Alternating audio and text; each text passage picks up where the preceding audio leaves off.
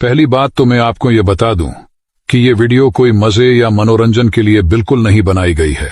इस वीडियो का उद्देश्य केवल आपके गंदे विचार तथा आपको गंदी क्रियाएं करने से आपको रोकेगी और आपका सही मार्गदर्शन करेगी। आजकल की दिनचर्या में इतना ज्यादा सेक्सुअल कंटेंट या अश्लीलता फैल रही है जिसकी कोई हद नहीं है। और एक विद्वान ने कहा था कि किसी देश को अगर बर्बाद करना है तो उस देश में अश्लीलता, कामुकता या नग्नता फैला दो। वो देश एकदम तो बर्बाद नहीं होगा, लेकिन वो धीरे धीरे अंदर ही अंदर खोखला और बर्बाद होता चला जाएगा। तो चलिए चलते हैं गौतम बुद्ध के उन उपदेश की तरफ जो हमें कामुकता तथा गंदी क्रियाएं नहीं करने में हमारी मदद करेगी। एक बार एक व्यक्ति एक बौद्ध भिक्षु से कहता है, मुनिवर, मैं किसी भी औरत के बारे में गंदे गंदे विचार सोचने की आदत से बहुत परेशान हूं, और आपसे तो क्या ही छुपाना गुरुदेव, मैं कभी कभी इन गंदे विचार से तंग होकर मैं कभी कभी वैश्याओं के पास भी चला जाता हूं। और तो और महात्मा, मुझे हस्त मैथुन की आदत ने भी जकड़ लिया है। मैं इन गंदी क्रियाओं को करके मुझे अपने आप पर बहुत ही ज्यादा घिन आती है, और इन क्रियाओं को करके मुझे आत्महत्या करने का भी मन करता है। गुरुदेव, मैं क्या करूं, अब आप ही बताइए, और इन गंदे विचार से मुक्त होने के लिए कृपया आप कोई ना कोई समाधान बताएं। बौद्ध भिक्षु ने कहा, नहीं, तुम गंदे विचार सोचने की आदत से परेशान नहीं हो, बल्कि तुम इस बात से परेशान हो कि तुम्हारे मन में ना चाहते हुए भी वो सारे गंदे विचार चलते रहते हैं जिनके बारे में तुम सोचना नहीं चाहते। अगर किसी व्यक्ति के मन में लगातार अच्छे विचार आ रहे हैं तो वो कभी नहीं कहेगा कि मैं ज्यादा सोचने की आदत से परेशान हूं, बल्कि वो कहेगा कि मैं तो चिंतन या भविष्य की योजना बना रहा हूं।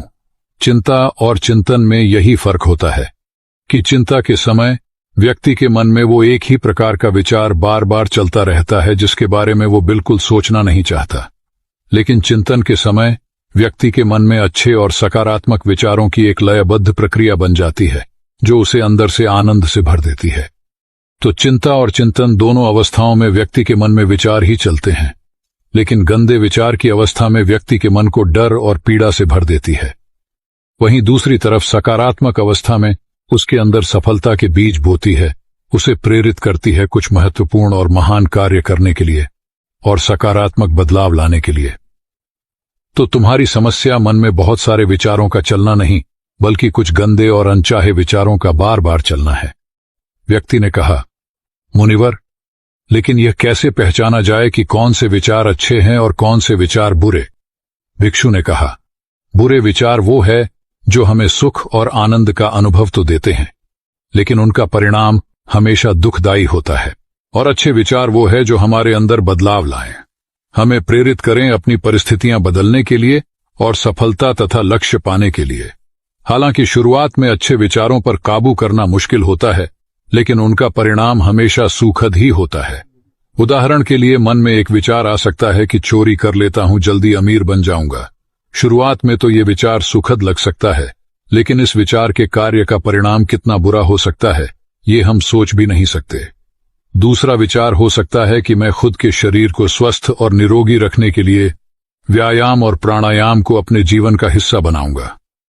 अब इस विचार को वास्तविक बनाने के लिए तुम्हें कर्म तो करना ही पड़ेगा, क्योंकि बिना कर्म किए अच्छा से अच्छा विचार भी किसी काम का नहीं होता है। अब समझने वाली बात यह है कि लगातार अपना कर्म करने से हमें सुख और आनंद मिले न मिले, लेकिन कर्म न करने से होने वाली पीड़ा, पश्चाताप और दुख से हम नहीं बच सकते हैं। बौद्ध भिक्षु ने आगे कहा, आज मैं तुम्हें गौतम बुद्ध की शिक्षाओं और उनके जीवन से 5 ऐसी बातें बताने जा रहा हूं जिनका पालन करके तुम अपने गंदे विचारों को शुद्ध रख सकते हो, अपने मन को शांत और निर्मल रख सकते हो। भिक्षु ने कहना शुरू किया, पहली बात, अपने शरीर को हमेशा साफ सुथरा रखें। हमारे शरीर और मन के बीच एक गहरा संबंध होता है। हम अपने शरीर को जैसा रखेंगे, हमारे विचार भी वैसे ही होते चले जाएंगे। शरीर को साफ सुथरा रखना भी एक विशेष आदत है जो हमें सैकड़ों की भीड़ में भी दूसरों से अलग बनाता है। सिर के बाल से लेकर पैर के नाखून तक हमारा शरीर एकदम साफ रहना चाहिए। उसमें से सुगंध आनी चाहिए, और अगर सुगंध नहीं आ रही तो कम से कम बदबू तो नहीं आनी चाहिए, क्योंकि कचरे के ढेर में कचरा ही फेंका जाता है, फूल नहीं। इसीलिए अगर आप अपने बाहरी शरीर को बुरी तरह अस्त व्यस्त और गंदा रखेंगे तो हमारे अंदर विचार भी गंदे ही आएंगे। और अगर बाहरी शरीर को आकर्षक और साफ सुथरा रखेंगे तो विचार भी अच्छे ही आएंगे। यानी ऐसा भोजन जो सीधे प्रकृति से प्राप्त होता है, क्योंकि उसमें जीवन होता है, क्योंकि ऐसा भोजन आसानी से पच भी जाता है और शरीर में किसी प्रकार की गंदगी भी जमा नहीं करता और उसमें ऊर्जा भी अधिक होती है। दूसरी बात, भोजन को हमेशा उचित मात्रा में ही लेना चाहिए। चाहे भोजन कितना ही स्वादिष्ट और मजेदार क्यों ना हो, लेकिन कभी भी अधिक मात्रा में भोजन नहीं करना चाहिए, क्योंकि तुम अधिक मात्रा में भोजन करोगे तो तुम्हें आलस्य और अत्यधिक नींद आएगी और तुम्हारा मन कार्य करने में नहीं लगेगा।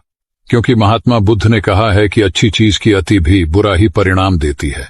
भोजन उतना ही करो कि जब तुम भोजन करके उठो तो तुम्हारे अंदर भोजन करने की थोड़ी सी भूख शेष रहनी चाहिए। अगर तुम ऐसा नियम बना लेते हो कि मैं जब भी भोजन करूंगा तो अपनी भूख से थोड़ा सा कम खाऊंगा, तो तुम्हारे शरीर में अधिक भोजन खाने से होने वाली सारी बीमारियां जड़ से खत्म हो जाएंगी। रात में हल्का और कम भोजन करो ताकि तुम्हारी जीवन ऊर्जा उस भोजन को जल्दी से पचाकर तुम्हारे आंतरिक शरीर की सफाई और मरम्मत का काम कर सके। जब गौतम बुद्ध किसी के यहां भोजन के लिए जाते थे तो लोग उनके लिए तरह तरह के स्वादिष्ट भोजन बनवाते, लेकिन बुद्ध सिर्फ उतना ही खाते जितनी में उनकी भूख शांत हो सके। बुद्ध अपने शिष्यों को भी यही सिखाते थे कि भोजन पेट भरने के लिए करना चाहिए, न कि मन भरने के लिए। यहां समझने वाली एक बात और भी है कि अगर तुम स्वादिष्ट भोजन करने के शौकीन हो तो तुम्हें उसे एकदम छोड़ना नहीं है, बस उसकी मात्रा को सम्यक कर देना है। सम्यक का अर्थ है न बहुत ज्यादा और न ही बहुत कम। और कहा गया है कि आलस्य में काम वासना अत्यधिक प्रभावित होती है, इसलिए हमेशा संतुलन में भोजन करे। चौथी बात, अपनी संगति का खास ध्यान रखो। ये पॉइंट अत्यधिक महत्वपूर्ण है। संगति का अर्थ केवल उन लोगों या दोस्तों भर से नहीं है जिनके साथ हम अपना ज्यादातर समय बिताते हैं, बल्कि यहां संगति का मतलब हर उस चीज से है जो हम अपने इंद्रियों के द्वारा ग्रहण करते हैं। जैसे कि हम किन लोगों के साथ रहते हैं, क्या देखते हैं, क्या सुनते हैं, कैसी बातें करते हैं, इत्यादि। जब बुद्ध ने यह निश्चय कर लिया कि उन्हें भीतर की यात्रा पर निकलना है तो उन्होंने हर उस चीज को तुरंत ही छोड़ दिया जो उस समय उन्हें लगा कि उनकी यात्रा पर बाधा बन रही है। इससे यह सीखने को मिलता है कि हमें अपने लक्ष्य को प्राप्त करने के लिए अपनी आरामदायक अवस्था से बाहर निकलना ही पड़ता है और उन चीजों और लोगों को भी छोड़ना पड़ता है जिन्हें छोड़ना बहुत ही मुश्किल होता है। जब सिद्धार्थ बुद्ध नहीं बने थे और अपने प्रश्नों की खोज में थे तो बहुत से राजाओं और नगर सेठों ने उन्हें निमंत्रण दिया कि वो उनके महल में आकर अपनी ध्यान साधना करें। उन्हें वहां कोई परेशान नहीं करेगा। गर्मी, सर्दी, बरसात तीनों से बचने की पूरी व्यवस्था की जाएगी। लेकिन सिद्धार्थ ने उन सबको मना कर दिया क्योंकि वो जानते थे कि उनकी यात्रा भीतर की है और वो किसी ऐसे व्यक्ति की संगति करके अपनी यात्रा पूरी नहीं कर सकते थे जो बाहर की यात्रा में ही व्यस्त हो। वो सारे सम्राट, राजा और नगर सेठ बाहरी दुनिया में ही विलीन थे, फिर उनकी संगत करने का क्या अर्थ। इस घटना से सीखने वाली बात यह है कि हमें ऐसे इंसान की संगति नहीं करनी चाहिए जो हमारे लक्ष्य की प्राप्ति में बाधा बने, फिर चाहे वो व्यक्ति कितना ही शक्तिशाली, धनवान और बुद्धिमान ही क्यों ना हो। आगे चलकर सिद्धार्थ ने अपने गुरुओं को भी छोड़ा जब उन्हें यह लगने लगा कि उनकी संगति उनकी यात्रा में बाधा बन रही है। यहां एक और बात सीखने वाली यह है कि यह जरूरी नहीं कि कल जो संगति हमारे लिए अच्छी थी वो आज भी हमारे लिए अच्छी ही है। समय और लक्ष्य के अनुसार संगति को बदलना आवश्यक हो जाता है। अपने प्रश्नों के उत्तर खोजने की यात्रा के दौरान सिद्धार्थ का ज्यादातर समय केवल उन लोगों के साथ ही बीता जो उनकी इस यात्रा में उनके सहायक रहे। भिक्षु ने आगे कहा, पांचवी बात, जो भी सीखा है उसे अपने अभ्यास में लाओ। तुमने ध्यान साधना के बारे में सुन लिया, लेकिन अगर तुमने उसे अपने जीवन में उतारा नहीं, यानी ध्यान किया ही नहीं, तो फिर सुनने का क्या लाभ। अच्छा, देखने और सुनने के बाद भी लोगों की जिंदगी में बदलाव न आने का यही एकमात्र कारण है कि लोग अच्छा देखते और सुनते तो है, लेकिन वह उसे अपने जीवन में अनुसरण या अपनाते नहीं है और फिर शिकायत करते रहते हैं कि जिंदगी में बदलाव नहीं आ रहा। इसीलिए जो भी अच्छी संगति में सीखा है उसे अपनी जिंदगी में उतारो भी। गौतम बुद्ध की है सबसे बड़ी खासियत थी कि अपने ज्ञान की खोज के दौरान उनके गुरु उन्हें जो भी सिखाते वो तुरंत ही उस पर काम करना शुरू कर देते। वो कभी भी आज का काम कल पर नहीं टालते थे। इससे उन्हें तुरंत ही यह पता चल जाता कि कौन सी चीज काम की है और कौन सी नहीं। इसलिए जो भी अच्छा सीखा है उसे अपने दैनिक जीवन में लाओ। एक बात और, कुछ लोग काम वासना के विचार को गलत समझते हैं, लेकिन काम वासना का विचार आना गलत नहीं है जब तक कि तुम उसे अति में न सोचने लगो। मन में काम वासना का विचार उठना उतना ही स्वाभाविक है जितना भूख लगने पर भोजन का विचार उठना। इसीलिए काम वासना के विचार को गलत मत समझो। इंसानी जीवन को आगे बढ़ाने के लिए इस विचार का उठना बेहद जरूरी है। सबसे पहले तो तुम ये निश्चित करो कि तुम एक काम वासना में विलीन होना है या इससे ऊपर उठना है। अगर विलीन होना है तो पूरे होश के साथ विलीन हो, इसे पूरा अनुभव करो। फिर इसके बारे में मन में किसी प्रकार की पश्चाताप का भाव मत रखना, क्योंकि यह कोई पाप नहीं है। और अगर तुम्हारा लक्ष्य इससे ऊपर उठना है तो फिर सीखो कि कैसे काम वासना से ऊपर उठा जा सकता है। एक सुगंध अंदर की भी होती है जो कि सकारात्मक विचार और शांत मन के होने से आती है। ये सुगंध हर उस व्यक्ति के शरीर से आती है जो अंदर से शांत हो चुका है।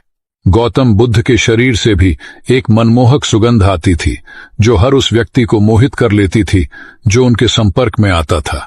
बुद्ध के चेहरे की आभा भरी शांति और उनके शरीर की मनमोहक सुगंध से कोई भी व्यक्ति प्रभावित हुए बिना रह नहीं पाता था। दूसरी बात, अपने शरीर के अंदर की गंदगी को बाहर निकालो, यानी अपने शरीर को अंदर से साफ करो, और यह संभव है शारीरिक तप के माध्यम से।